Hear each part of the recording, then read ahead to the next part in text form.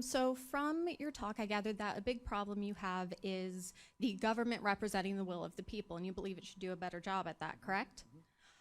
If you say that, how can you support Donald Trump when he has lost the popular vote twice? Okay. Because we don't elect presidents using the popular vote. No, it's okay. You gotta follow up. Give her a follow-up. Yes, but you said you have an issue with the government not representing the will of the people. So if you personally have an issue with that, then why do you support him if that is not the will of the people? Right. So will and majority are two different things. Right? So are we a democracy? You're not here. Are we a democracy? Should we be? No, but are we? Why should we not be? Is that not a core fundamental point of American society? No. Has democracy appeared anywhere in the Constitution?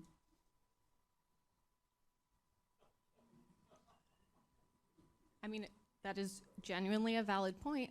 However, your point of the government should represent the people, why is it that democracy is not in the Constitution, or why is it that you believe that the will of the majority is not as important as the will of the minority if your issue specifically is the government should represent the people better? Good question. So we believe in the Electoral College. Why? Because Kansas deserves a voice. Because Missouri deserves a voice. And it's the most important way I could distill it is the union we have is the states created it, the federal government didn't create it. So the kind of price of admission is every state gets 2 senators, congressmen based on population, and then electoral votes based on that population. So you kind of get a mix of both. And it's also this tension. And I would ask the question, if we abolished the Electoral College, do you think that the needs, wants, and interests of Missouri, Kansas, Iowa, North, South Dakota, Montana would be taken as seriously as New York and California? That would be my question to you. Do you believe that some citizens are more valuable than others? Because in our current system, some people's votes hold more sway than others, because people in like Wyoming who have smaller populations have more say than places like here in Missouri and Kansas. Why is this acceptable if it's, again, your issue is the will of the people? Because we're not a democracy. So a democracy is simple majoritarianism. So let me give you an example. In a democracy, by up or down vote, you could say, I want to enslave black people. A constitutional republic says, no, you're going to have to go through a process to do that. So let me ask you a question. Do you think the majority of the will of the people could ever be wrong? Yes. Okay. So the Founding Fathers knew it could almost assuredly be wrong, right? So the system of a republic versus a democracy is it has to be slow and arduous and intentional because it has a preference on liberty, right, not on free stuff. And so over a period of time, how do you best protect liberty?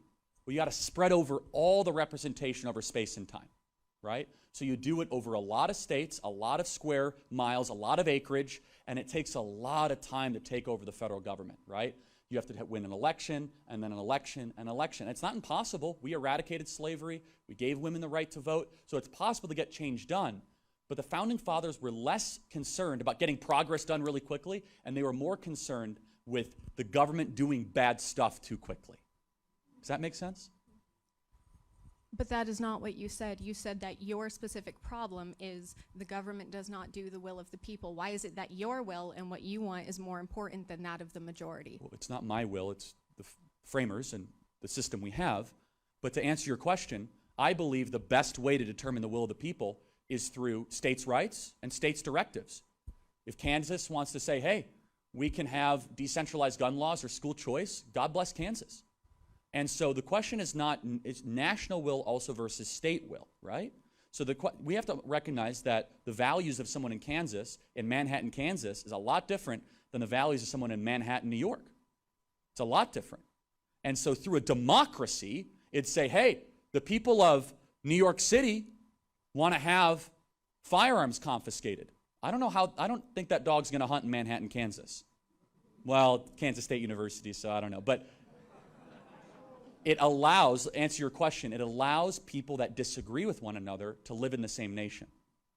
You see, a Republican-style government, small r, allows people that might agree on almost nothing to still engage in self-government while still having a national project to participate in. So to clarify it even more, it is a question of the consent to the governed.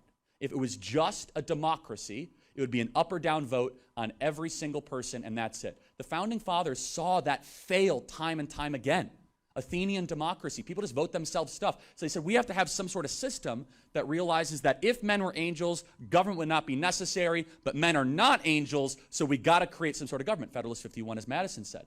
So we got to figure this out. So government is necessary, but we don't want to have too big a government, and people are just going to vote themselves stuff all the time. So how do we do that? Well, local is better than national, but you got to have some sort of a national influence. And so they created the great balance between Jeffersonian and Hamiltonian type philosophy, as we know, is the U.S. Constitution.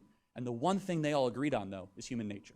They knew that absolute power corrupts absolutely, and that people were likely to abuse it. So I would just kind of counter by saying the will of the people can be best expressed through a multi-state project. For example, I believe an election is much healthier and much more representative by requiring candidates to go to Iowa, Ohio, Michigan, Pennsylvania, and not just spending time on the coast. Because you know why?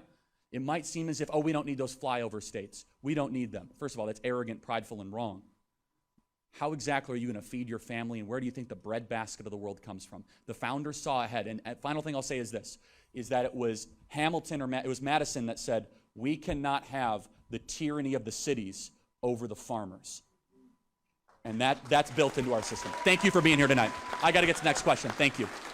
So you believe your vote should be more important than others? No, I don't.